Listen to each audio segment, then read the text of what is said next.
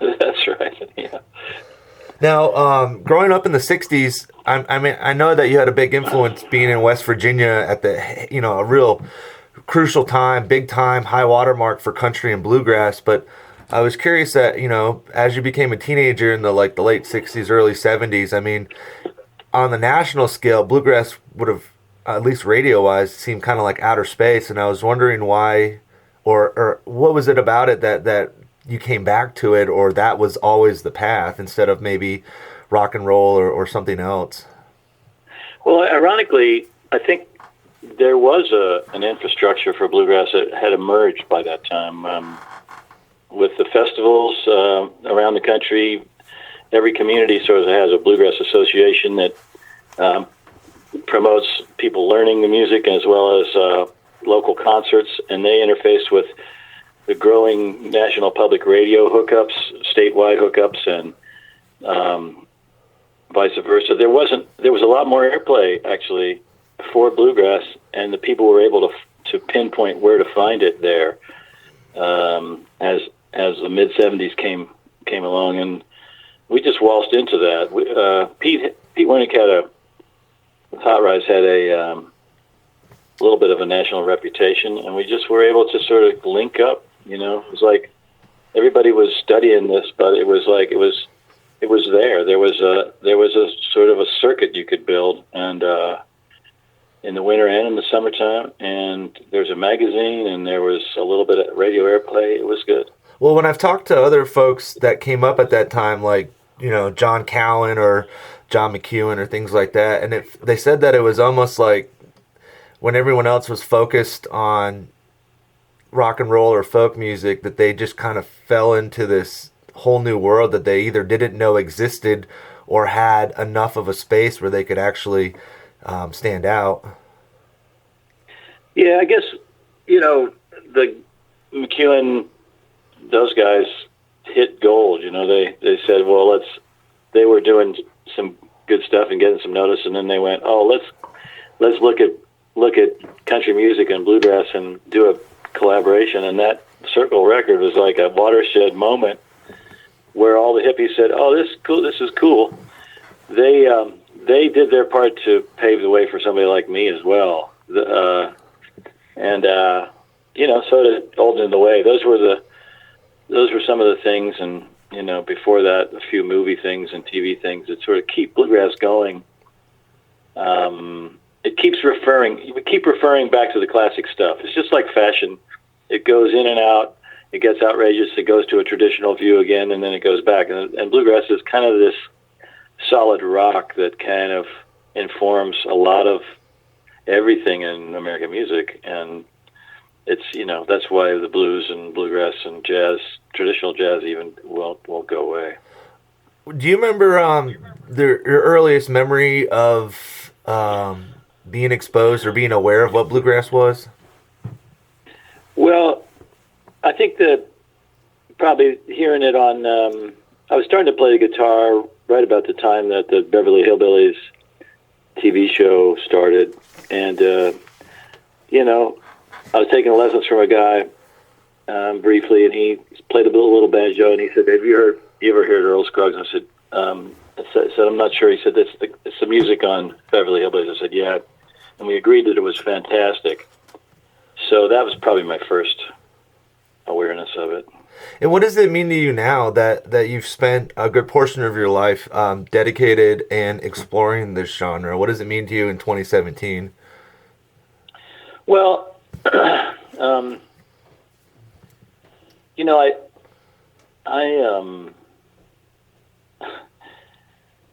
you're a product of what you've done.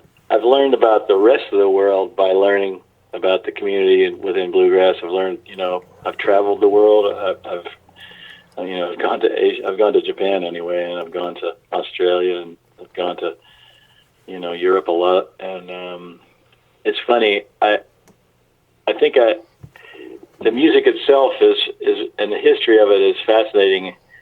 I'm glad to have a place in the music world, and I found a way to be creative and have my own, make my own rules within some kind of a system that that supports me. I'm really fortunate that way. I don't know if I'm answering your question. No, yeah, perfectly. Yeah. Where do you go in your head when everything's firing on all cylinders and the band's just chugging along? And Man, I'm just hearing some kind of a thing. It's like Mother Nature making trees, sprouting seeds or something. It's like you're playing this music and it's kind of moving through you, and you're kind of part of this thing that's creativity, and it's it's all around us, and everybody longs for that those moments when you're kind of inside and part of something. You can sort of feel something happening, and that's the great reward. That's where I go. Well, I thank you so much for giving me some of your time today, Tim. Yeah, you're very welcome. I look forward to meeting you in Asheville. I have a new record that's coming out March 31st, and it's kind of a look back at where I came from in West Virginia. It's all songs from West Virginia. It's called Where the River Meets the Road. What's that been like for you when you start peering back over there, that road that you took to now? Well, it's an outgrowth of, when you, for instance, if you look at a mountain and you're right underneath it, it looks one way, and if you get farther away from it, it has another look. Any direction. The distance provides a perspective, and I think moving away from West Virginia and being gone all that time is part of it. I think it attracts me, and it's something that I'm understanding more now that I'm a little older and I've experienced other things. So I've also been involved with the West Virginia Music Hall of Fame as a board member for its entirety, the last 12 years, I think it is. And over those years, I've met people that were pioneers in the music that were inductees, and got to know people that I had no idea that were from West Virginia. I got to know their music. Does it kind of like bring things up that you never really thought were part of you, that is West Virginia? I suppose so. Yeah. I mean, you can take I'm always affected by that. I was always being from West Virginia kind of endorsed any kind of country or bluegrass kind of music I played, and I wasn't really going there consciously, but it sort of worked out.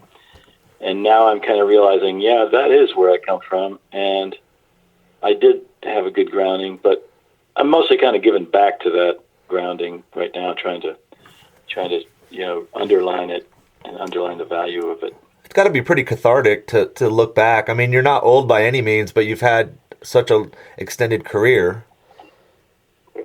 Yeah, it's really good. Going to folk music over and over is great. That's what the Fiddler's Green record was about, kind of looking at American folk music. And it was a good way to sort of restart things and kind of get creative in another way. And The Crossing was another record like that, where I kind of looked at the Celtic roots of stuff and where my ancestors came from, and compared that to where I was at today, and compared it to American music. Well, that's the thing. This is a similar pursuit, and I'm still learning all about this stuff. The amount of music coming out of West Virginia, the history that happened there, that drives this stuff is pretty fascinating. Well, it's like the idea that, all of American history / even world history resides in bluegrass when you look at the roots. Well, it sort of does, yeah. One song I left off my record is John Henry, which is a story that takes place in West Virginia. And, it's all about the post-Civil War. It's about black and white standing side by side working, and it's about the communication that's quickened by lines of railroads, and it's an amazing multicultural sort of event, really, that song happened, that the event that John Henry participated in happened, but the fact that it comes from West Virginia is fascinating to me, because West Virginia is looked at as a sort of a backwater, and yet here it was one of the first places where black and white people work side by side. Yeah. in the coal fields and on the railroads and in the tunnels and stuff. It's one of those things, themes I always touch on, which is like nothing's the same, everything's the same, you know? Yeah, it keeps. Yeah, you're right. The change we see is just more of the same. It keeps surprising us, though. Yeah, I hear you. But I stay optimistic and just try to, be kind to whoever I cross paths with. That's exactly right. Yeah, we try to lift each other up. The music is part of that cultural glue. I'm not political. Well, I am political, but I try to keep it off the stage. I just think we do better kind of hanging out together in real time at a concert or event like that, and then we do kind of sitting alone. And that's why people need to come out to the Great Eagle. Yeah. How about that for tying it into a knot? Came full circle right there.